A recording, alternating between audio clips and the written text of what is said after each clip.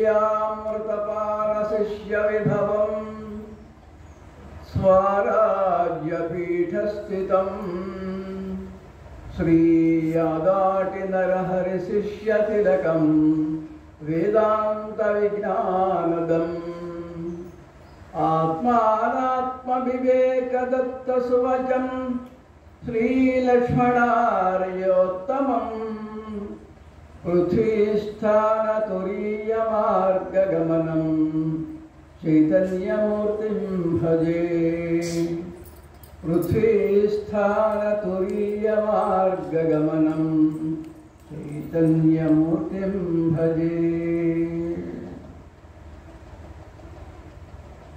సభాయ నమః. ముందుగా ఆశ్రమ అధిపతులకు హృదయపూర్వక నమస్కారాలు తెలుపుకుంటూ ఆశీలైన పెద్దలకు ఆహుతులైన ఆత్మస్వరూపులకు అందరికీ వందనం.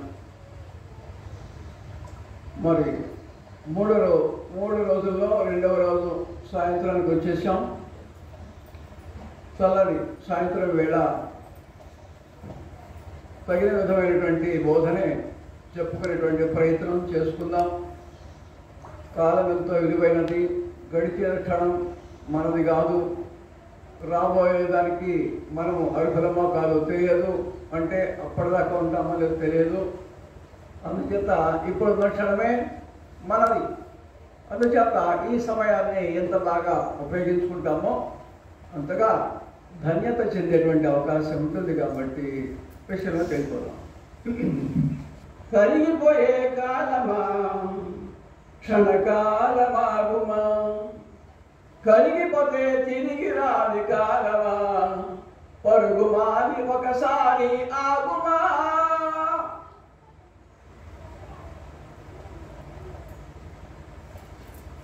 మనము ఉపయోగించుకున్నా ఉపయోగించుకోకపోయినా మన యొక్క ఆయుష్ను మన యొక్క జీవిత కాలాన్ని మనము ఉపయోగించుకున్నా ఉపయోగించుకోకపోయినా ఇది ఉంటుందా? ఉండేదా? ఎందుకు ఉండదు? ఇది వచ్చింది కాబట్టి, ఇది ఒకప్పుడు వచ్చింది కాబట్టి పోతుంది అన్నమాట. వచ్చింది కాబట్టి ఇది పోతుంది. ఇది రానిదైతే పోయేదే లేదు. ఇది రానిదైతే పోయేదే లేదు. ఇది వచ్చింది కదా మధ్యలో. ఒకప్పుడు ఇది వచ్చింది కాబట్టి ఒకప్పుడు పోవాల్సిందే. ఇన్ని ఉన్నా ఎంత ఉన్నా, ఏమి సాధించినా ఏమి సాధించకపోయినా ఇది ఈ జీవితము మానవ దేహము మనకు వచ్చింది కాబట్టి తప్పనిసరిగా ఇది పోవాల్సిందే.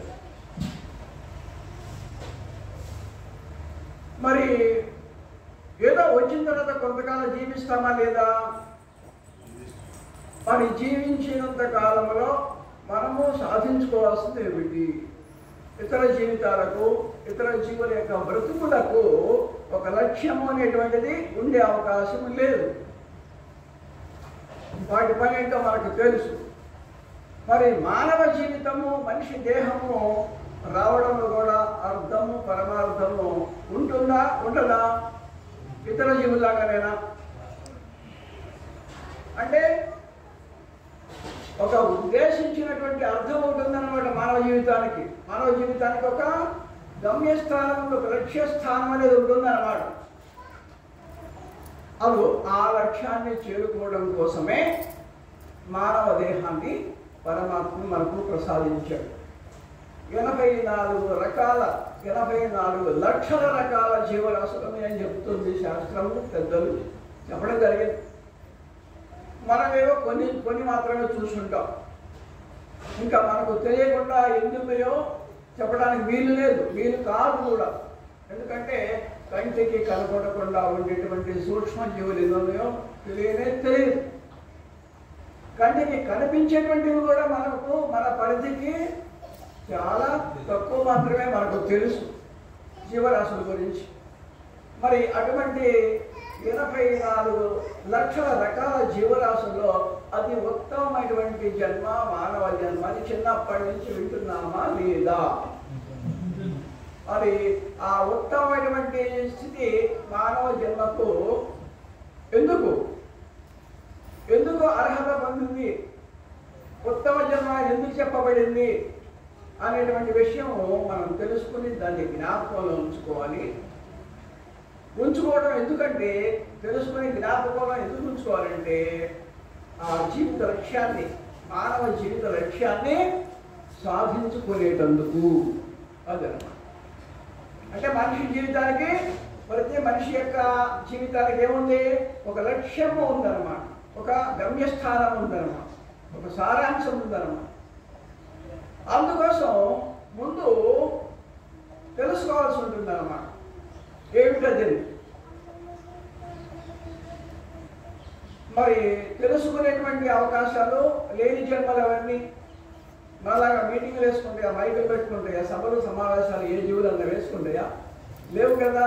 ఏది చేయాలన్నా మనిషి చేస్తాడు కాబట్టి, అత్యంత అర్హత పొంది ఉన్నటువంటి జీవి కాబట్టి, అత్యంత మేధావి కనుక, మాట్లాడే అవకాశం ఉన్నటువంటి జీవి కనుక, ఎంతగానో ఆలోచించేటువంటి శక్తి గలవాడు కనుక ఏది చేయాలన్నా మనిషే చేయగలుగుతాడు. మరి అటువంటి సందర్భంలో ఈ మానవ జీవికి ఇతర జీవులకు లేనటువంటి ప్రత్యేకత ఉన్నదని చెప్తున్నారు. తెలివితేటలో కానీ, మాట్లాడడంలో కానీ, కార్యాలు నిర్వర్తించడంలో కానీ ఎంతో గొప్పతనము మానవ దేహానికి ఉందని చెప్పడం జరిగింది. చూసుకునే వల్ల మన అనుభవంలో ఎన్నో విషయాలు మనకు తెలుసు. అయితే మరి ఈ మానవ జీవితానికి సారాంశం ఏమిటి అనేటువంటిది మనం ఆలోచన చేసినట్లయితే, మానవ జీవిత లక్ష్యము తన జన్మకు సార్థకత కలిగించుకోవడము. లేదు, ఏది తెలుసుకుంటే ఇంకా తెలుసుకోవాల్సింది ఉండదు, ఏది అనుభవిస్తే ఇంకా అనుభవించాల్సింది ఉండదు, ఏ గమ్యస్థానాన్ని చేరుకుంటే మళ్ళా పుట్టవలసిన అగత్యం ఉండదు, ఏ జ్ఞానాన్ని పొందినట్లయితే మళ్ళా ఇంకా మనం వేరే విషయాన్ని తెలుసుకోవాల్సిన పనే లేదు. ఎప్పుడైతే మానవుని యొక్క మనస్సు పరిపూర్తిగా సంతృప్తి చెందుతుందో, పరిపూర్ణమైనటువంటి వికాసము మనస్సుకు ఎప్పుడు కలుగుతుందో, పరిపూర్ణత మానవ హృదయానికి ఎప్పుడు కలుగుతుందో, ఏ స్థితిని చేరుకుంటే అటువంటి ఉన్నతోన్నత స్థితి, ఒక సంపూర్ణ స్థితి, ఒక సమగ్ర స్థితి, ఒక పూర్ణ స్థితి లభిస్తుందో, భయములన్నీ తొలగి అన్ని విషయాలు తెలిసిపోయి ఎటువంటి దుఃఖములు లేనటువంటి పరిపూర్ణమైనటువంటి ఆనందకరమైనటువంటి శాశ్వతమైనటువంటి శాంతి స్థితి మనకు ఎప్పుడు కలుగుతుందో అప్పుడు ఆ స్థితి పొందిన తర్వాత ఇంకా పొందాల్సింది కానీ, ఇంకా నేర్చుకోవాల్సింది కానీ, ఇంకా చూడాల్సింది కానీ, ఇంకా వినాల్సింది కానీ, ఇంకో ఏదో కావాల్సిన అటువంటి అవసరము లేదు. ఇటువంటిది ఒకటి ఉన్నదని మనకు తెలుసుకోవడానికే వయసు అయిపోతాము. ఇంత వయసు వచ్చిన తర్వాత కొత్తగా వింటున్నాం అన్నమాట. ఈ జీవితానికి లక్ష్యం ఏంటి, మానవ జీవితము, మానవ దేహం ఎందుకు వచ్చింది, మనం ఏమి సాధించుకోవాలి, దేన్ని సాధించడానికి ఈ మానవ దేహం ఇచ్చాడు పరమాత్మ అనేటువంటి విషయము సమగ్రంగా చక్కగా అవగాహన కలగడానికే మనకు ఎంతో కాలం పడుతుంది అన్నమాట. జీవితంలో చాలా చేశాము, ఎన్ని కష్టాలు పడ్డాము, ఎంతమందిని కన్నాము, ఎన్ని పనులు చేశాము, ఎన్ని ఇబ్బందులు పడ్డాము అని అప్పుడప్పుడు ఒక సందర్భంలో మన కష్టాలన్నీ ఎదుటి వాళ్ళకి చెప్పుకొని వాళ్ళు మన పట్ల జాలిని చూపించేందుకు, మన పట్ల గౌరవాన్ని చూపించేందుకు మన భాగవతం బోళ్ళు చెప్పుకుంటాము ఇతరులకి. అవునా కాదా? అన్ని దాంట్లకి.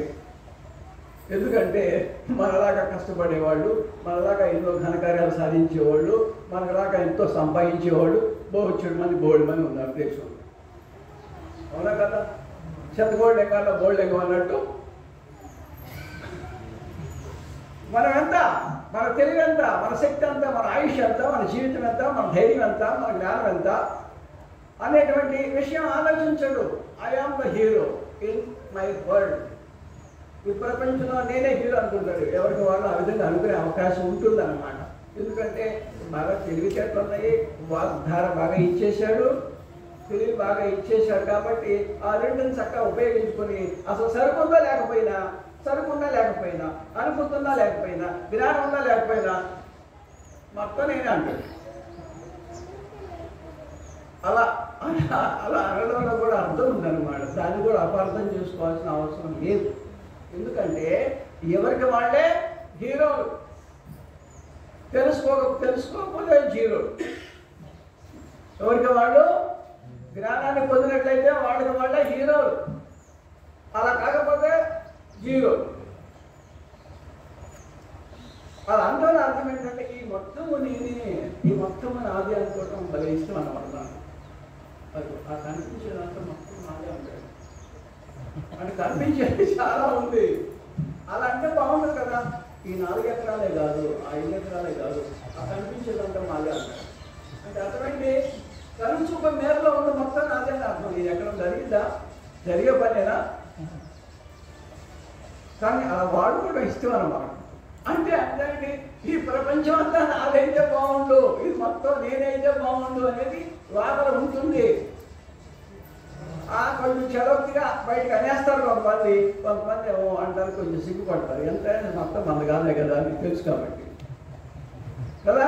కానీ మొత్తం నాదే అనేటువంటి భావన కలగడానికి కారణం ఏంటంటే తాను సర్వవ్యాపకుడు అనమాట. అని చెప్పారు. తన స్వరూపం ఎటువంటిది? సర్వవ్యాపకత్వం అన్నమాట. అంతటా వ్యాపించి ఉన్నాడు వీడు. ఎటువంటి వాడు? ఈ దేహాన్ని ధరించుకుని దేహంలో ఉన్నటువంటి జీవుడు కాదు, సర్వవ్యాపకుడైనటువంటి పరమాత్మయే వీడు. ప్రతి ఒక్క మనిషి, ప్రతి ఒక్క పిల్లవాడు, ప్రతి ఒక్క స్త్రీ, ప్రతి ఒక్క పురుషుడు, అలాగే ప్రతి ఒక్క జీవి కూడా ఎటువంటి వాళ్ళు? పరిపూర్ణత సాధించినటువంటి పరిపూర్ణ స్వరూపమైనటువంటి వ్యాపకమైనటువంటి చైతన్యమైనటువంటి ఆ సంపూర్ణమైనటువంటి విశ్వవ్యాప్తమైనటువంటి ఆ శ్రీహరి స్వరూపమే, ఆ శివస్వరూపమే, ఆ చైతన్య స్వరూపమే, ఆ దైవ స్వరూపమే, ఆ బ్రహ్మ స్వరూపమే మనమై ఉన్నామన్నమాట. అందుగురించి మొత్తం నేనే అయితే బాగుండు అనుకుంటాడు. అసలు నిజంగా అదే, కొత్తగా అవ్వాల్సిన పని లేదు. విషయం ఏంటంటే మనకు దేహము నాది, నేను, ఇంతవరకు నాది అనేటువంటివి ఏం చేసాం? గట్లు కట్టుకున్నాం. గట్లు వేసుకుని ఇంతవరకు నా ఫలం అనుకుంటాం లేదా? పుట్టుకొని తీసుకొచ్చాడా? వెళ్ళేటప్పుడు తీసుకుపోతాడా? ఇంటికి రాళ్ళు వేసుకున్నాం, పొలానికి రాళ్ళు వేసుకున్నాం, గట్లు కట్టుకున్నాం, ఇంతవరకే నాది, అది నీది, ఇలా వేసుకున్నామా లేదా? వ్యవహారం జరగడానికి ఉండాలన్నమాట, ఉండాల్సిందే. కానీ నీకు మానసికంగా నువ్వు ఎదిగినట్లయితే నాకు ఎలా అయితే ఉందో నీకు కూడా అలా ఉంది. వాస్తవానికి అది నీది కాదు, ఇది నాది కాదు. ఆ సర్వేశ్వరుడే ఈ సొత్తు. ఈ దేహముతో పాటు సమస్త ధనకనక వస్తు వాహనాలు, ఈ పంచభూతాలు, ఈ నక్షత్రగోళము, సూర్యగోళము, చంద్రమండలము, ఇంకా సమస్త విశ్వ మొత్తం, విశ్వవ్యాప్తం మొత్తం కూడా ఎవరిది? పరమాత్మదే. ఇంకా నీది కానీ నాది కానీ ఏమైనా ఉంటుందా? ఉండే అవకాశం లేదు కదా. కాబట్టి ఏ పరమాత్మ అయితే వ్యాపకుడై, చైతన్య స్వరూపుడై, ప్రకాశమానుడై, జ్ఞానస్వరూపుడై, ఆత్మస్వరూపుడై, బ్రహ్మస్వరూపుడై శాశ్వతంగా వెలుగొందుతూ ఉన్నాడో ఆ పరమాత్మ స్వరూపమే నీవు, నేను, అందరము అయ్యున్నాము. అహం బ్రహ్మాస్మి, అయం ఆత్మ బ్రహ్మ. కొత్తగా అయ్యేది కాదు ఇది. నీ అసలు స్వరూపం అదే, నీవే అది. కొత్తగా అయ్యేది కాదు. కాకపోతే ఏంటంటే మనకు చిన్నప్పటి నుంచి మనకు ఉన్నటువంటి జ్ఞానం ఏంటంటే ఇదిగో ఇది నేను, ఇంతవరకు నాది అనేటువంటి భావనతోటే ఉండడం చేత మనది కానిది కూడా లాక్కుంటే బాగుండు కదా, వాళ్ళది కూడా మనదైతే బాగుంటుంది కదా అనేటువంటి భావం వచ్చేసింది అనమాట. ఎందుకంటే పుట్టుకతోనే అవిద్య ఉండడం చేతనే కారణశరీరం వల్ల పుట్టుకొచ్చాడు వీడు. అది గురించి పుట్టుకతోనే ఉందన్నమాట. అందుచేత పెద్దవాళ్ళు ఏం చెప్పారు? పుట్టుకతో వచ్చిన బుద్ధులు పుడకల దాకా పోవన్నారు. మరి అలాగే జరుగుతూ ఉంది వాస్తవంలో. అందరూ నేర్చుకోవాలంటాడు, అందరూ మారాలంటాడు, వీడు మాత్రం మారాడు, వీడు మాత్రం నేర్చుకోడు. వీడు మార్చుకోడు, నేర్చుకోడు. అందరినీ మారాలంటాడు, అందరూ నేర్చుకోవాలంటాడు. ఎంతవరకు న్యాయం ఇది? కాబట్టి నేర్చుకోవాల్సి వస్తే అందరూ నేర్చుకోవాల్సిందే, మార్చుకోవాల్సి వస్తే అందరూ మార్చుకోవాల్సిందే. ఎందుకంటే మనము మన స్వరూపము కానిటువంటి దేహాన్ని మనం అనుకుంటూ ఉన్నాం. మన స్వరూపమైనటువంటి దైవాన్ని అది వేరే ఉంటుంది అనుకుంటా ఉన్నాం. మరి ఈ పద్ధతి మార్చుకోవాలక్కర్లేదా? ఈ విషయమై నేర్చుకోవాల్సి ఉందా లేదా? మార్చుకోవాల్సి ఉందా లేదా? ఉంది. అలాగే ఏదైతే సత్యమై ఉందో అది ఆ స్థితిలో ఉండవలసిన అవసరం కూడా ఉందన్నమాట. అందుచేత ఈ మార్చుకోవడము నేర్చుకోవటం అనేటువంటిది మానవుడు సాధించదగినటువంటి అవకాశం ఉన్నటువంటి జన్మ. కానీ మనిషి మారడం మాత్రం చాలా చాలా కష్టమైన పని అన్నమాట. చాలా చాలా కష్టమైన పని.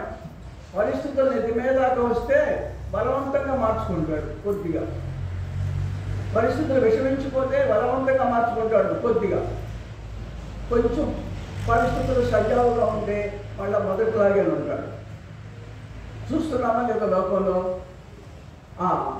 ఎంత చదువుకున్నా, ఎన్ని ఆస్తిపాస్తులున్నా, ఎంత అనుభవం ఉన్నప్పటికీ కూడా ఆ ఉన్నటువంటిది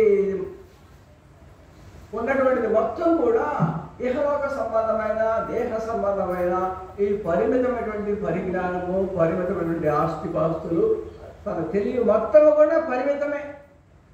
తన జీవితమే పరిమితము, తన తెలివితేటలు పరిమితము, తన అధికారము పరిమితము, ఆస్తిపాస్తులు పరిమితము.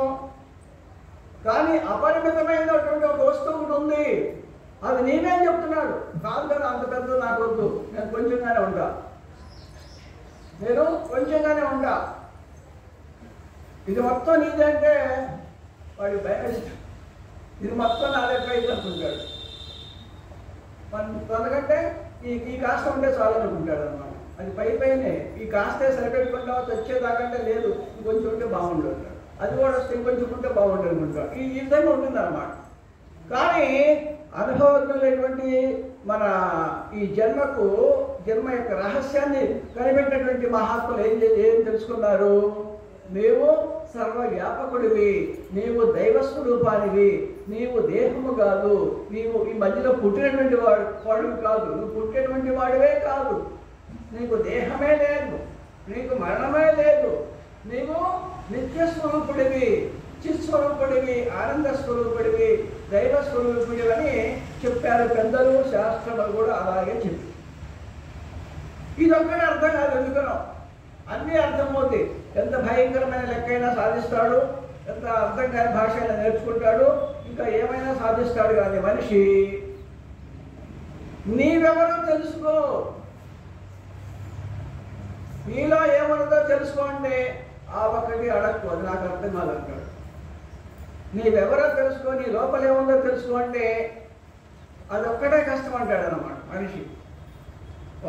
తన యొక్క అనుభవంలో ఎంతో మంది యొక్క అనుభవాలు చూశాడు, ఎన్నెన్నో తెలుసుకున్నాడు, ఎన్నెన్నో నేర్చుకున్నాడు, ఎన్నెన్నో అనుభూతి పొందాడు.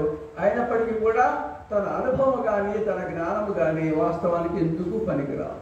ఎందుకు? అది లౌకికమైనటువంటిది, దేహపరమైనటువంటిది, లోకపరమైనటువంటిదే తనకు తెలుసు తప్ప ఆధ్యాత్మికము కాదు, దైవీ సంబంధము కాదు, సత్యమైనది కాదు, శాశ్వతమైనది కాదు. కనుక ఆ విధంగా మానవుని యొక్క జీవితము, ఆ పరిస్థితులు ఈ విధంగా నడుస్తున్నాయి. మానవ యొక్క ఆలోచన అంత మాత్రమే ఆగిపోతూ ఉన్నారు. కానీ ప్రతి మనిషి కూడా భయము వల్లనో భక్తి వల్లనో అనేక కారణాల వల్ల దేవుడు ఉంటాడు అనేటువంటి భావన ఉంటుందన్నమాట.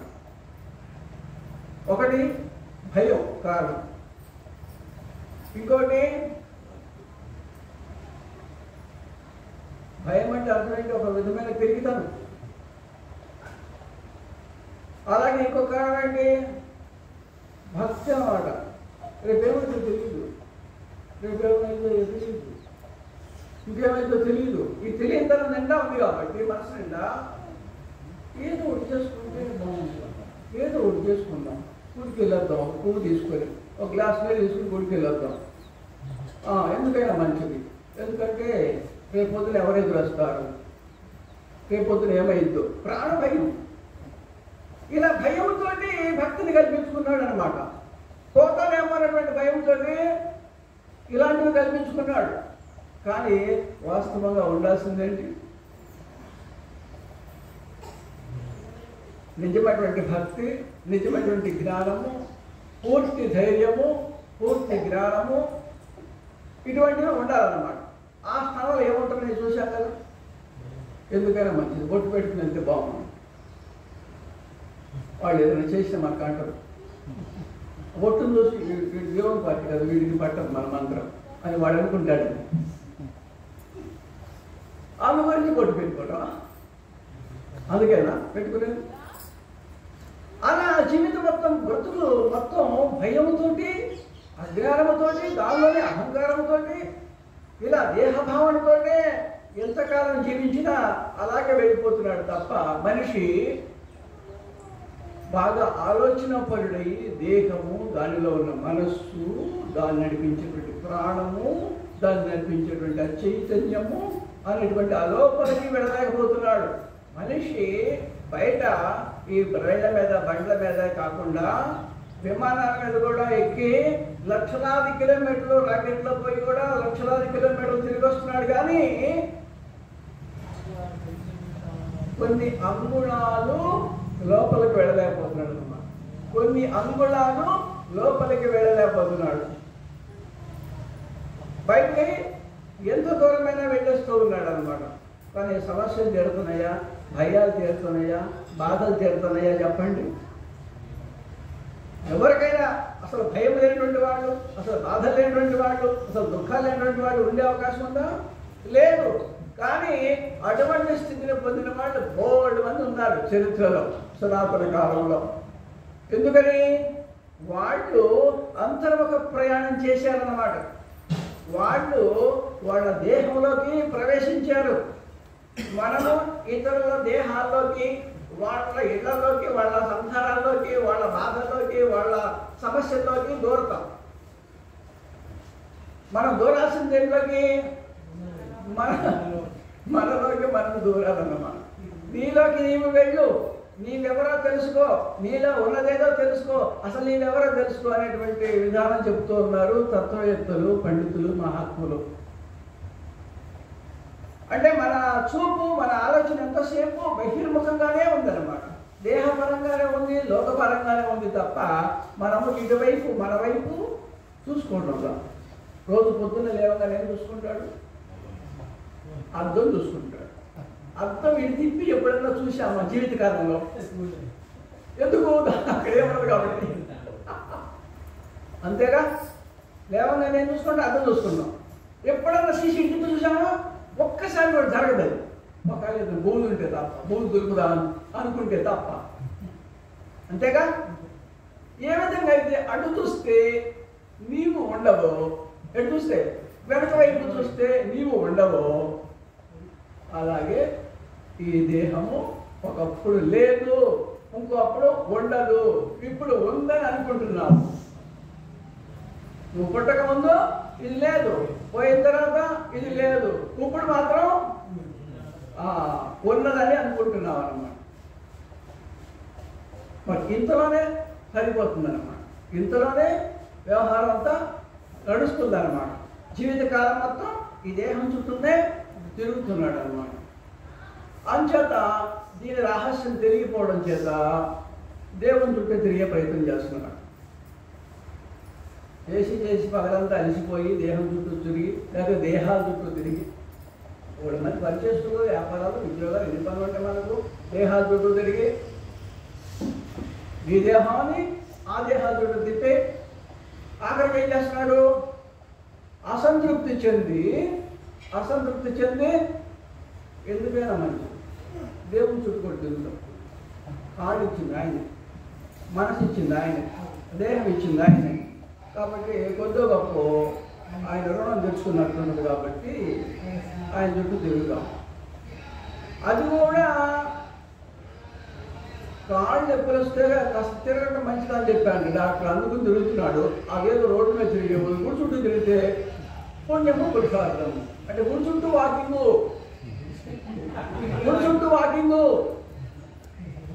రెండు చూసావా ఎంత తెలివి గలవాడో, అటు లాభము ఇటు లాభము. అంతా ఏది కర్రొచ్చి కాళ్ళ గురించినా కూడా అది కూడా యూజ్ చేసుకోవాలి. అట్లా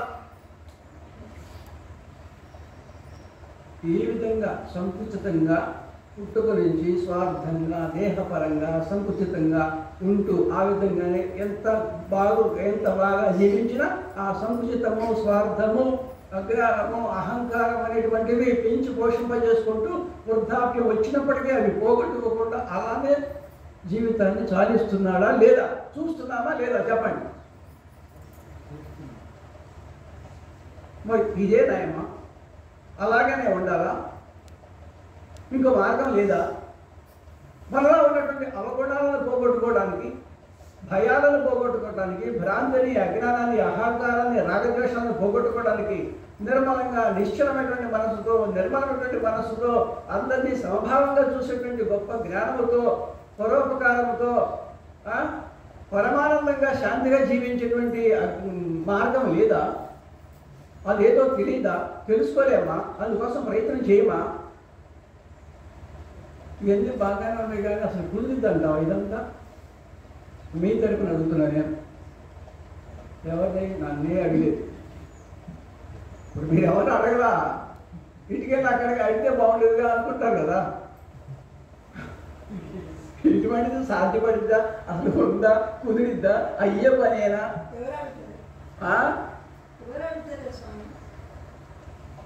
ఏదో బై ఛాన్స్ ఆయన ఇచ్చాడు తెలియదు కాబట్టి ఆ తెలివి ఆలోచన తట్టిందనమాట. ఆయన అడిగితే బాగుండేది, అది కూడా చెప్తూ బాగుండేమో, అది చెప్పాడు ఇది కూడా చెప్తే బాగుండు కదా, మనం అడగకుండా వచ్చేసాము, అసలు ఫ్రీ టికెట్ వెళ్తూ రావడం ఫ్రీగానే ఉంది కదా, అడిగితే చెప్పేవాడు కదా అనేటువంటి భావన కలిగే అవకాశం ఉంటుందన్నమాట కదా. కాబట్టి ఒకటి ఉన్నదండి, ఒక రోగం ఉందండి, రోగం రావడానికి కారణం ఉందా లేదా? రోగం ఉంటే దానికి ఔషధం ఉంటుందా లేదా? ఉంటుందన్నమాట.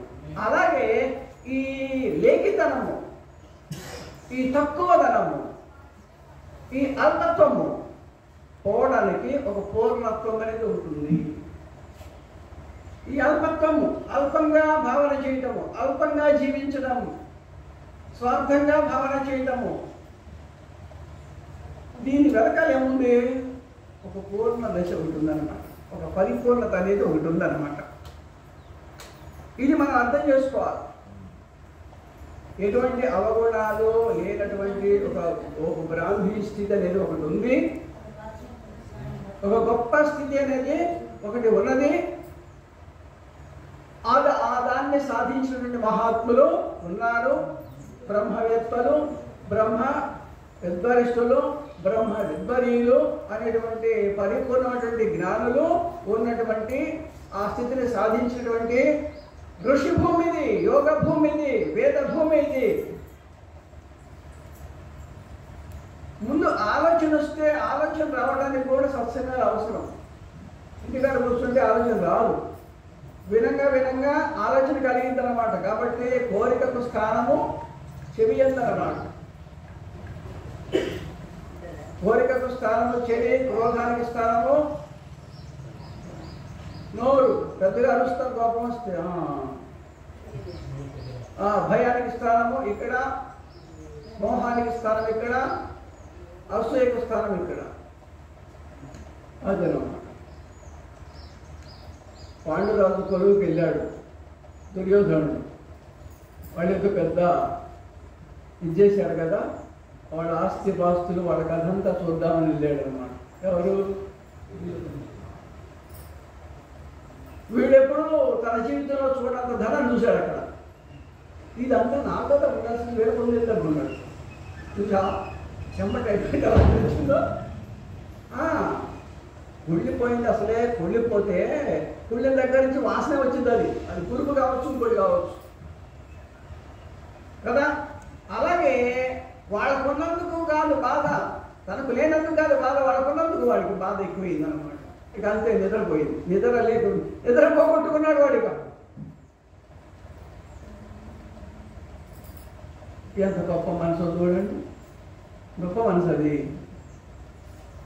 తక్కువ మనసు, అల్పత్వం ఉన్నటువంటి మనసు అన్నమాట. కాబట్టి ఎదుటివాడు బాగుంటే ఆనందపడేటువంటి గుణం ఉండాలన్నమాట. ఎందుకు? వాడు ఎప్పుడే మన కలిగి వస్తాడు. వాడు తలకాయ తీసేసి మన తలకాయ పెడితే బాగుంది అనుకుంటే, అంటే వాడు ఆస్తంతా మనకు వస్తే బాగుంది.